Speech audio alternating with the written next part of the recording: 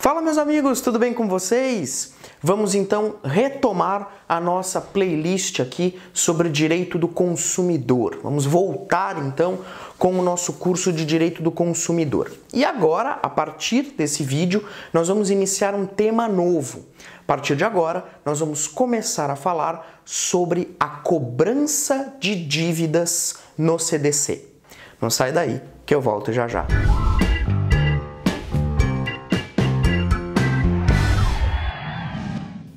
Muito bem, meus caros, então o tema agora é cobrança de dívidas no Código de Defesa do Consumidor.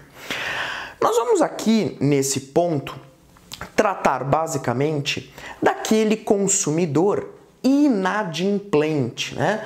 Ou seja, aquele consumidor que não cumpre, não paga as suas obrigações em dia.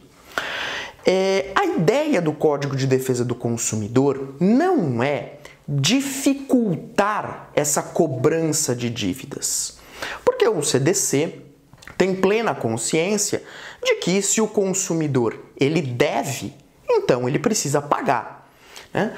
Todavia, a ideia do CDC não é dificultar a cobrança, mas sim proteger o consumidor contra aquelas cobranças abusivas, né? Ou seja, proteger o consumidor daquelas cobranças que eventualmente possam lesar, possam ferir a sua dignidade. Como, por exemplo, cobranças que exponham o consumidor ao ridículo, né? Cobranças que ofendam o consumidor. Então nós vamos estudar dentro desse ponto, né, diversos aspectos importantes. E um dos aspectos, talvez o aspecto que o pessoal mais tenha interesse, né, porque é uma coisa que a gente vê muito na prática, é o que fazer se o consumidor ele é cobrado duas vezes por uma mesma dívida. Ou seja, o que acontece, como proceder se você é cobrado duas vezes por uma dívida que você já pagou, né? Então você tem lá uma conta, uma dívida, você pagou direitinho, mas por um erro, né, por assim dizer, te cobram novamente aquela conta, aquela dívida. O que fazer? Então todos esses pontos nós vamos começar a trabalhar a partir de agora. Tá bom? Vou chamar a nossa lousa para a gente começar a trabalhar. Muito bem, então o tema que nós iniciamos a partir de agora é a cobrança de dívidas. Cobrança de dívidas no âmbito do direito do consumidor. Tá? Começamos então com o artigo 42 do CDC. Tá? O artigo 42, ele determina que na cobrança de débitos, o consumidor inadimplente não será exposto ao ridículo. Então, o consumidor inadimplente, aquele que não cumpre com suas obrigações, não será exposto ao ridículo. Então, pessoal, por mais que às vezes, né, a gente até tenha vontade de realizar uma cobrança mais enérgica, né? Porque, vamos combinar, aqui no Brasil tem consumidor que abusa também. Às vezes o sujeito deve para Deus e o mundo, e aí você vai olhar as redes sociais dele, é uma loucura, né? Viagem, restaurantes caros, balada, e aí você vai ver o cara tá devendo para um monte de gente. Mas, mesmo assim, nos termos do artigo 42, você não pode, na cobrança de débitos, expor o consumidor ao ridículo.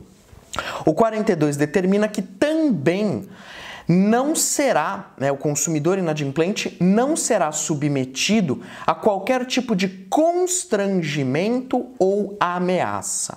Tá? Como eu expliquei agora há pouco na nossa introdução, o Código de Defesa do Consumidor ele não deseja dificultar a cobrança das dívidas. O CDC ele não busca criar empecilhos para o recebimento do crédito. Mas o que o CDC está atento e o que ele proíbe é a utilização de métodos ofensivos à dignidade do consumidor inadimplente, tá? O que se proíbe é a cobrança abusiva feita aí do consumidor inadimplente pelo fornecedor, tá? Inclusive nesse sentido, o STJ, mais especificamente o ministro Herman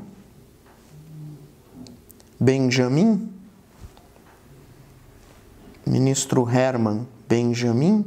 que é, sem sombra de dúvida, atualmente um dos maiores conhecedores dos direitos difusos e coletivos, né? E por via de consequência, um grande conhecedor do direito do consumidor, o ministro Herman Benjamin, do STJ, explica que o artigo 42 precisa ser lido em conjunto com o artigo 71 do CDC.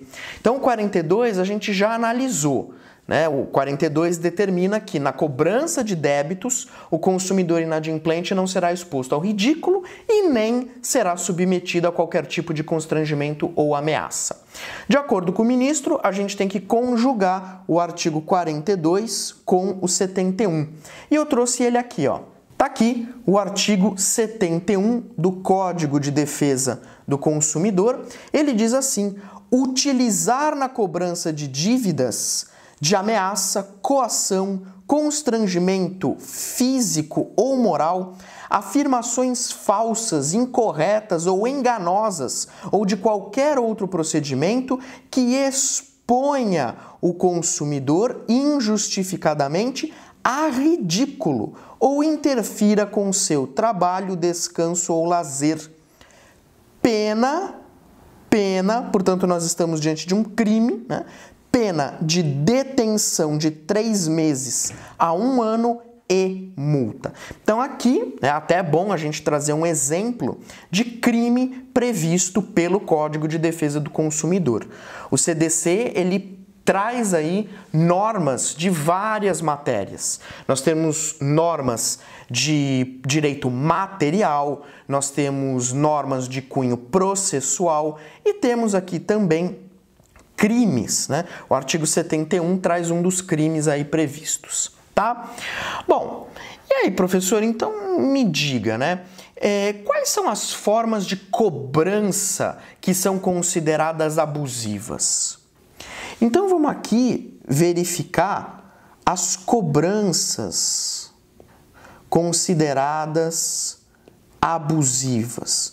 O que eu não posso fazer para cobrar o consumidor, né? Então, alguns exemplos aí de cobranças abusivas. Em primeiro lugar, utilizar de ameaça, coação, constrangimento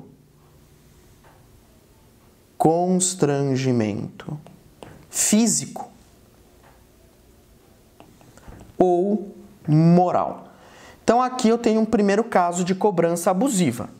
Então, por exemplo, ameaçar o aluno inadimplente com a mensalidade escolar de não poder fazer as provas.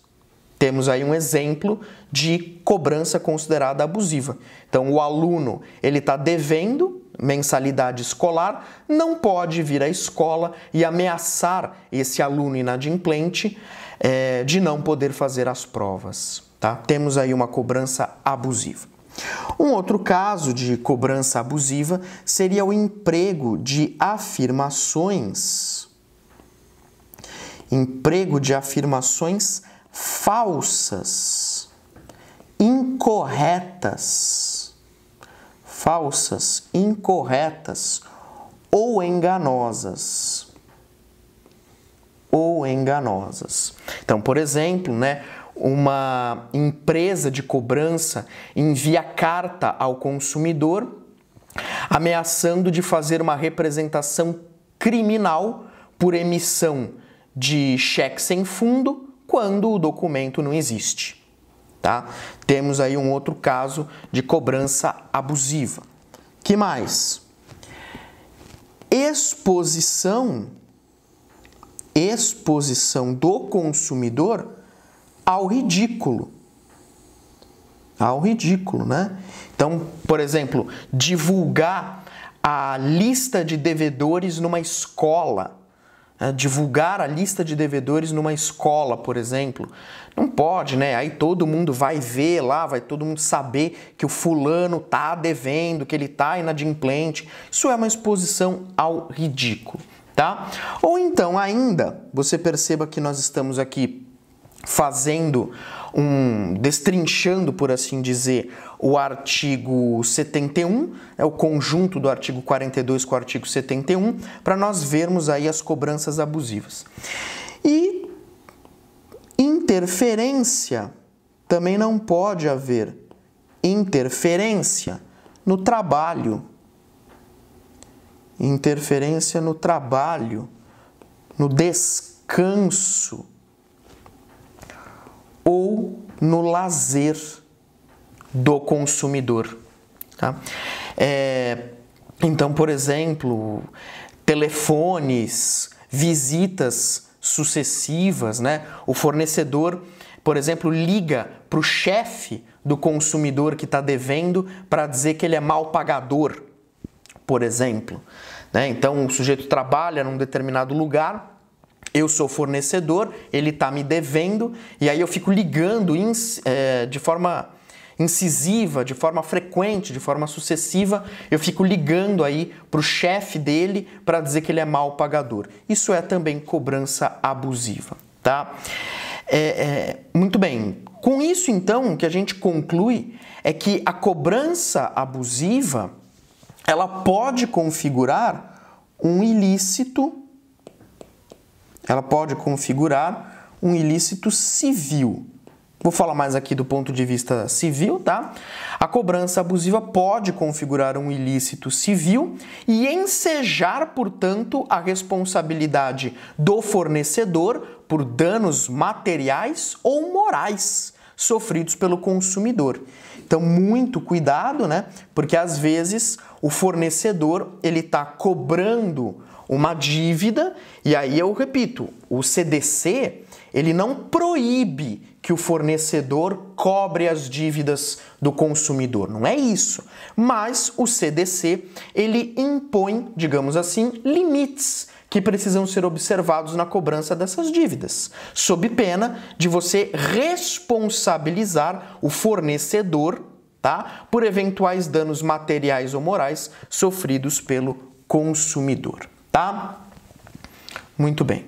Apenas a título de complemento, nós temos o artigo 42A do Código de Defesa do Consumidor, o artigo 42A do Código de Defesa do Consumidor, que diz que todos os documentos de cobrança de débitos apresentados ao consumidor deverão constar nome,